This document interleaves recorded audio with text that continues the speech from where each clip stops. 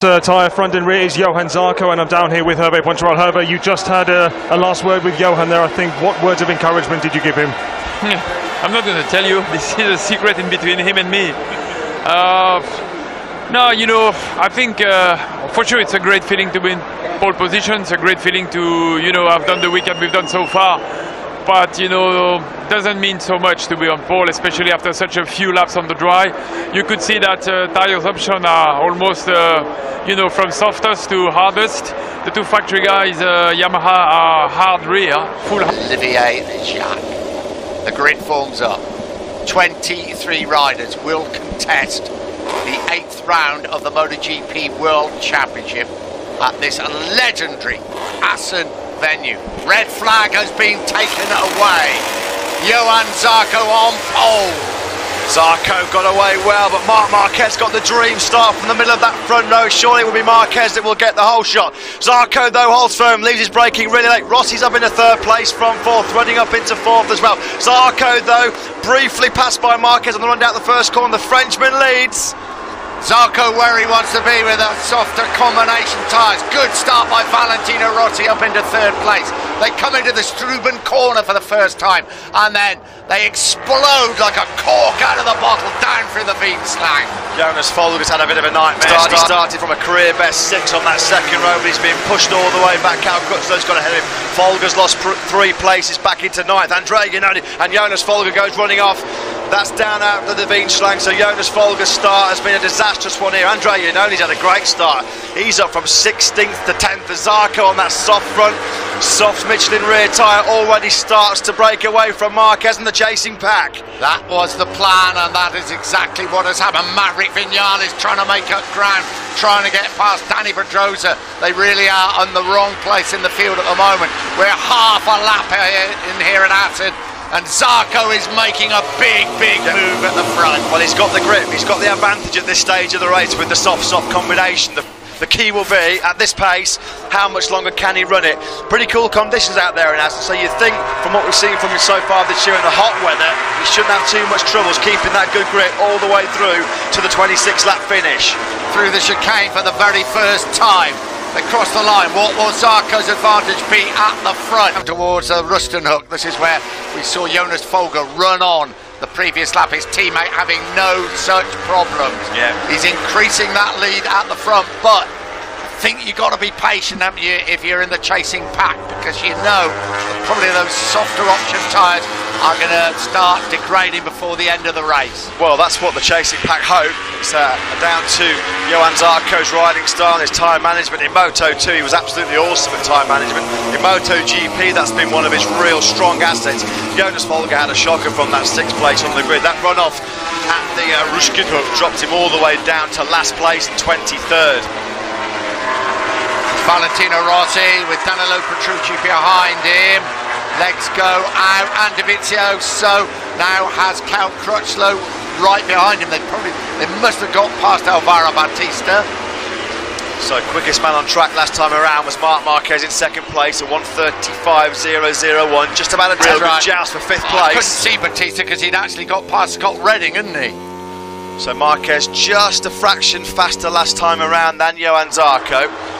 The top 4 really holding station at the moment. It's the battle going on behind them.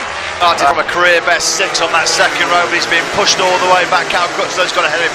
Folger's lost 3 places back into 9th. Andrea Iannone and Jonas Folger goes running off. That's down out of the Wienslang, so Jonas Folger's start has been a disastrous one here. Andrea Iannone's had a great start. He's up from 16th to 10th. Zarco on that soft front, soft Michelin dropped him all the way down to last place, 23rd. Valentino Rossi with Danilo Petrucci behind him. Legs go out, and Dovizioso now has Cal Crutchlow right behind him. They must have got past Alvaro Bautista. So quickest man on track last time around was Marc Marquez in 2nd place at 1:35.001. Just about a 1/10 and a half quicker than Johan Zarco. Redding and Bautista are having a real good joust for 5th place. I couldn't see Bautista because he'd actually got past Scott Redding, hadn't he? So Marquez just a fraction faster last time around than Johan Zarco. The top legs go out, and Dovizioso now has Cal Crutchlow right behind him. They must have got past Alvaro Bautista. So quickest man on track last time around was Marc Marquez in second place at 1:35.001, just about a tenth and a half quicker than Johan Zarco. Redding and Bautista are having a real good joust for fifth place. I couldn't see Bautista because he'd actually got past Scott Redding, hadn't he? So Marquez just a fraction faster last time around. Bautista because he'd actually got past Scott Redding, hadn't he? So Marquez just a fraction faster last time around than Johan Zarco. This MotoGP win. He took a win from pole here in Moto2 a couple of years ago. He's going to lead at the end of lap 3 here in Assen through the Timor chicane for the third time. He's got Marc Marquez leading in hot pursuit. We're on board with the Spanish rider now as they charge over the finish line to start lap number 4. Rossi now the quickest man on track with a 1:34.752. Great ride by Alvaro Bautista. As you can see, he is now in front of Scott Redding.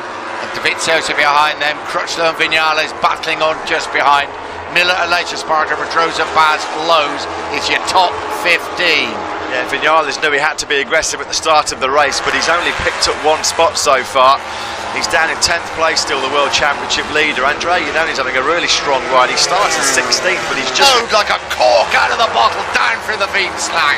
Jonas Folger's had a bit of a nightmare start. He started from a career best 6 on that second row, but he's been pushed all the way back. Cal Crutchlow's got ahead of him. Folger's lost 3 places back into 9th. Andre, you know, and Jonas Folger goes running off.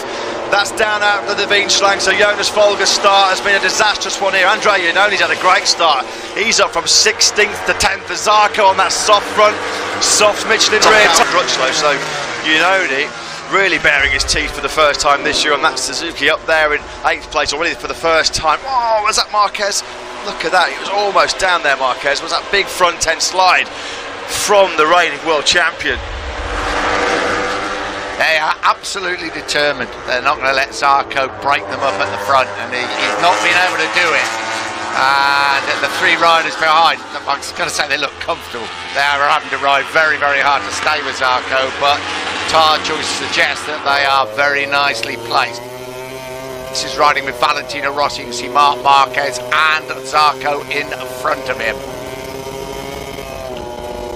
Yeah, the theory, which of course has been thrown out of the window quite a few times this year, is with that hard tyre on the rear of that Yamaha, Rossi should have maybe a little bit more life, a little bit more endurance for the final third of the race. We'll find out how it pans out. It's going to be intriguing because Zarco's got the soft rear tyre, and Marquez has got the medium, and Rossi's got the hard option on the rear as well. So it's going to be an intriguing tyre battle as well as a personal duel between the 3 of them. There's a cracking race for 5th place. Scott Redding now is back in 5th place in front of Alvaro Bautista. We can see Iannoni and Dovizioso just behind him. Iannoni's just put in the fastest lap with Marc Marquez. That's the best we've seen from Iannoni since the opening night at the Losail International Circuit. I bet Dovizioso is thinking, I've really got to get him.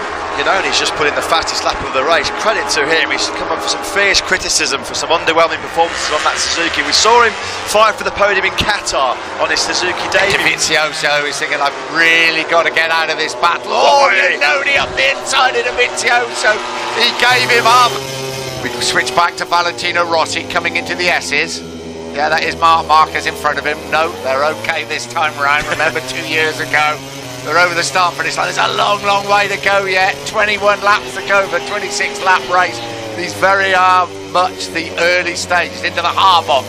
And then this succession of right-handers. We ride with the 9-time of the World Championship. There's some really important World Championship points up for stake. And the men who are 1st and 2nd in the championship, Dovizioso and Viñales. And 2 riders who are absolute masterclass. Surely one of the greatest motorcycle races we have ever seen as Marquez gets back past Crutchlow to take 3rd place. His 115th Grand Prix victory. Valentino Rossi wins here in Assen. Petrucci a fantastic 2nd. Marquez just holds on for 3rd place. What a fight, what a race here in Assen. A classic in front of a crowd of 105,000 fans. Marquez took 3rd, Crutchlow 4th, Dovizioso 5th. Jack Miller will cross the line in a lonely but very, very well earned 6th place. What a race. What an incredible 26-lap race here in Assen. Unbelievable scenes. I've got to lie down in a darkened room. Okay. I'm going to still do Moto2.